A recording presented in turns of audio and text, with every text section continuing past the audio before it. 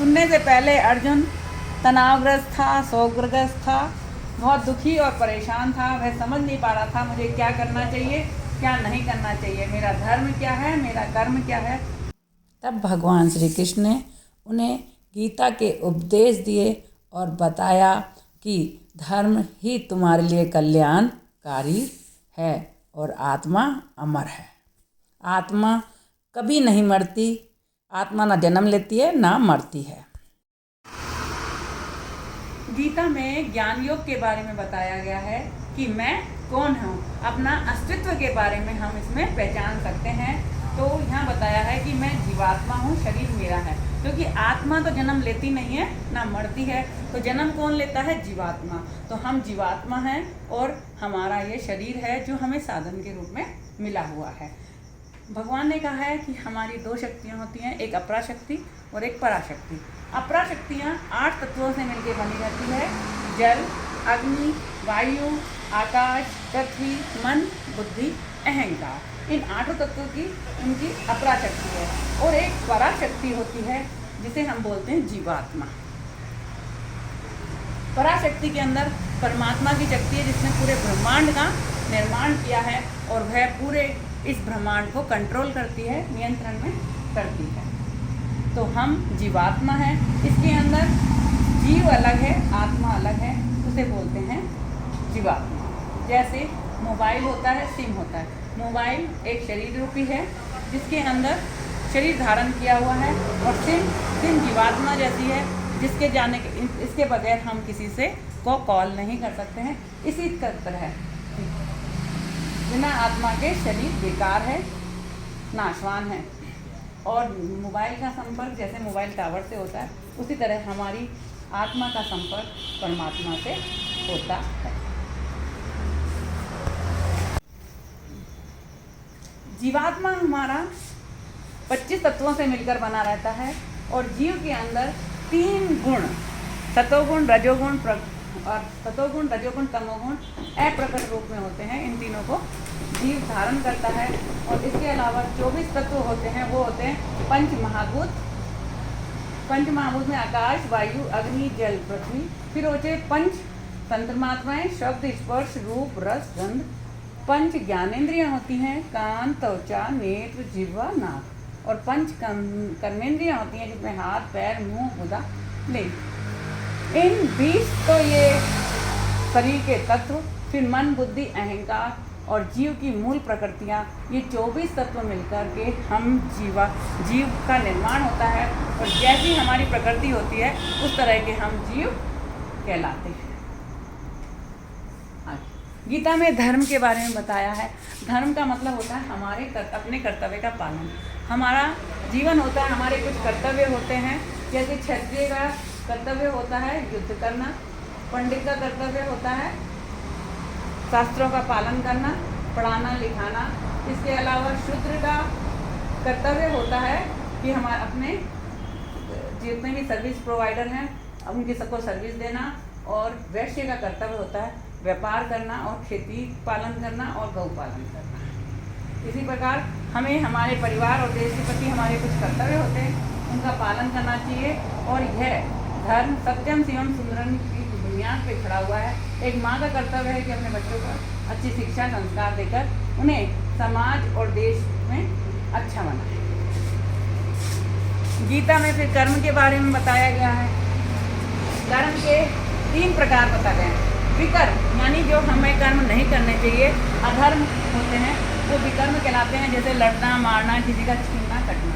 दूसरा होता है सहकाम कर्म। सहकाम के अंदर हमें आसक्ति होती है, किसी मोह के कारण हम कोई काम को करते हैं, वो कहलाते हैं सहकाम कर्म। तीसरा होता है निष्काम कर्मयोग। निष्काम कर्मयोग वो होते हैं जिनमें हमें आसक्ति नहीं होती, लेकिन हम वो कार्य को पूरी निष्ठा और ईमानदारी से करते हैं। गीता यह कहती है कि कर्म का त्याग हमें नहीं करना है, हमें पूरी निष्ठा से कर्म करना है, लेकिन कर्म के अंदर आसक्ति भी नहीं होनी चाहिए। कमल पुष्प की तरह हमें जीवन जीना चाहिए। कर्म करते समय हमें चिंता नहीं करनी चाहिए, चिंतन करना चाहिए कि मुझे इस काम को कैसे अच्छे से अच्छा बेहतर करना है। ये कर्म के बारे में गीता में बताया गया है। अब है योग और निष्काम कर्म। योग का मतलब होता है तन मन से कार्य में लीन हो जाना, यानी पूरी निष्ठा से कार्य करना ही योग कहलाता है। कि जब हम किसी कार्य को बिना राग द्वेष के कुशलता से जब हम काम करते हैं तो वो बन जाता है हमारा निष्काम कर्म योग। और जैसे जल के अंदर कमल रहता है और वह उसकी गंदगी को नहीं छूता, अलग पवित्र रहता है, उसी तरह हमें भी अपना जीवन संसार से अलग विरक्त रह करके धर्म पूर्वक जीना चाहिए, मर्यादाओं में जीवन चाहिए। और ओम ही सत्य है, उसे ही साथ जाना है, इसलिए सत्य पे चलते हुए हमें धर्म का पालन करना चाहिए। छठे अध्याय में भगवान ने पूरा ध्यान योग में बता रखा है कि हमें ध्यान संसार का ना करके परमात्मा का करना है। यदि हम परमात्मा में ध्यान लगाते हैं तो हमें तनाव नहीं होता, मन में शांति और सुकून पैदा होता है, और जब हम कार्य अच्छे से करते हैं तो मन की शांति और संतुष्टि प्राप्त होती है। इसलिए 10 मिनट ही सही, 15 मिनट ही सही, हमें परमात्मा का योग ध्यान करना चाहिए। उससे आपको जीवन में शांति, मन की शांति होगी, मन कहीं भटकेगा नहीं, मन संसार में ज़्यादा भटकेगा नहीं और ध्यान परमात्मा में लगेगा, आप अपने काम अच्छे से कर सकते हैं। फिर छठे ही अध्याय में भगवान ने कहा उचित आहार विहार करें। इसमें लिखा है कि उठो जागो, अपने लक्ष्य को प्राप्त करो। यदि सोते रहोगे, सपने देखते रहोगे तो आप सोते रहोगे। इसलिए दुखों का नाश करने वाला योग बताया गया है कि हमें उचित समय पर उठना चाहिए, सोना चाहिए, खाना चाहिए। ये भगवान ने बता करके छठे अध्याय का 17वां श्लोक है कि समय पर उठो, समय पर खाओ, समय पर सो, यानी उचित आहार विहार करके जीवन जियोगे तो आपको कष्टों का सामना नहीं पड़ेगा, आपके दुखों का नाश हो जाएगा। 11वें अध्याय में भगवान ने अपना पूरा विश्व रूप दिखाया है। जब अर्जुन ने बहुत सारे प्रश्न सुने भगवान से और सबका पूछा तो भगवान ने कहा भगवान आप ही सत्य हैं, आप ही पूरे विश्व रूप हैं, तो मुझे उसके दर्शन करवाइए। तब भगवान श्री कृष्ण ने 11वें अध्याय में भगवान ने उनको विश्व रूप दिखाया है और भगवान ने कहा मैं ही सत्य हूँ, वो ओम सत्य हूँ, जिसे जानना चाहिए। मैं ही विष्णु के रूप में सबका धारण पोषण करता हूँ, मैं ही जानने वाला परमात्मा हूँ, रुद्र रूप में मैं संहार करने वाला हूँ, ब्रह्म रूप में सबको जन्म देने वाला हूँ, मैं ही ब्रह्मा विष्णु महेश, पूरी प्रकृति को मैंने ही बनाया है, पूरा ब्रह्मांड का मालिक मैं ही। 12वें अध्याय के अंदर भगवान ने भक्ति योग, 12वां अध्याय है साकार और निराकार भक्ति के बारे में बताया गया।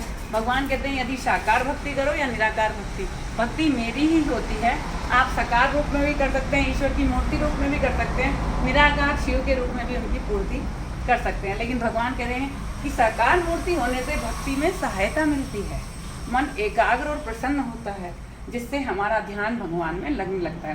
क्योंकि मूर्ति को देखकर ऐसा लगता है कि साक्षात भगवान से मिलन हो रहा है और मन पवित्र होता है।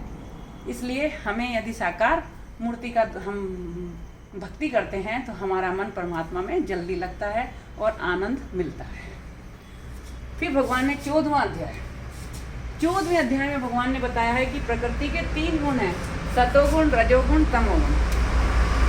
जो सतोगुण है वो संतुलन पैदा करता है, रजोगुण है वो आपको भगाता है, तमोगुण है वो गधे के समान है, आपको रोक देता है, यानी ये आपको विनाश की तरफ ले जाता है, ये आपको भगाता हुआ रहता है। सद्गुण होता है ये संतुलन पैदा होता है। जैसे एक स्कूटी या अपन गाड़ी चलाते हैं तो जो स्कूटी का ब्रेक होता है वो रोकता है आपको, और जो एक्सीलेटर है वो आपको रेस देता है, गति देता है। लेकिन सतोगुण एक ड्राइवर होता है, जब चाहता है उसको गति करता है, जब चाहे उसमें ब्रेक लगा देता है, वह हमारा तमोगुण है। तो इसलिए हमें इन तीनों में, दोनों में संतुलन रखना चाहिए। तमोगुण हमें सुलाता है, रजोगुण हमें जगाता है, लेकिन हमें कब जगना है कब सोना है उसका संतुलन रखते हुए जीवन जिएंगे तो जीवन में परेशानियां नहीं। अब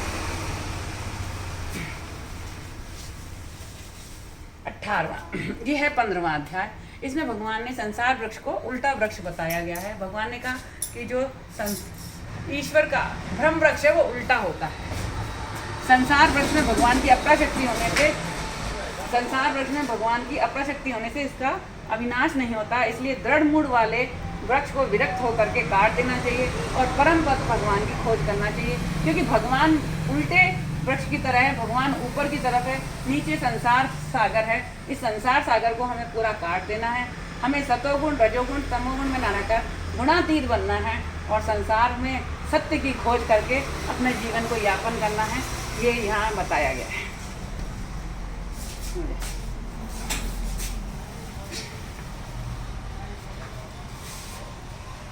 अब आता है आपका 16वां अध्याय, आसुरी और दैविक शक्तियाँ। भगवान ने बताया है कि आसुरी शक्तियाँ जैसे कामना, क्रोध, लोभ, ये सब नरक के द्वार हैं।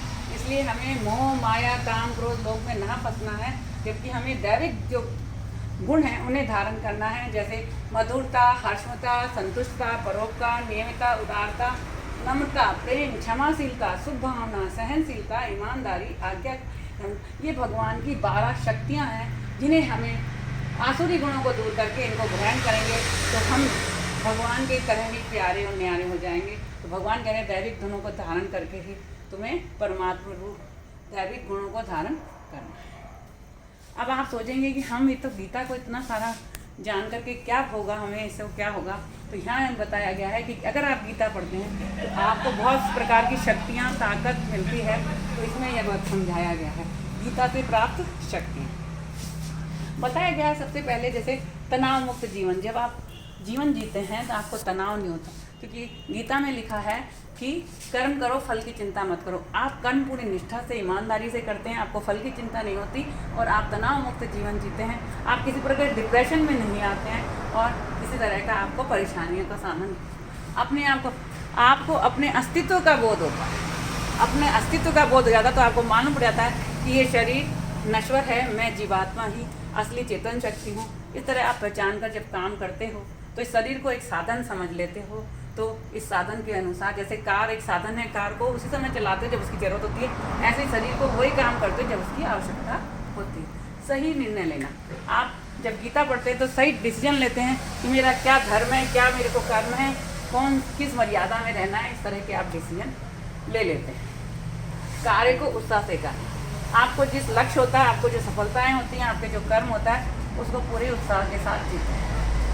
दूसरा है सामना करने की शक्ति। कोई घर में परेशानी, दुख, मृत्यु हो जाती है तो उसको सामना करने की शक्ति आपके अंदर आ जाती है, आप परेशान नहीं होते। उसी प्रकार भगवान मोह रहित कर्म करवाते हैं। तो अर्जुन ने कहा है, अर्जुन से मोह रहित कर्म, जब उदास दुखी हो जाते हैं तो हम मोह से रहित होकर के अपना कर्म करते हैं और उसमें सफलताएँ प्राप्त करते हैं। फिर आपको देखना है 7वां गुण, 7वां अपने कर्तव्य का पालन करते हैं। जो व्यक्ति गीता पढ़ता है उसे अपने कर्म और फल समझ में आते हैं और वो अपने पूरे निष्ठा से कर्तव्यों का पालन करता हुआ सुख, शांति और आत्मसंतुष्टि प्राप्त करता है। फिर है समस्याओं का समाधान।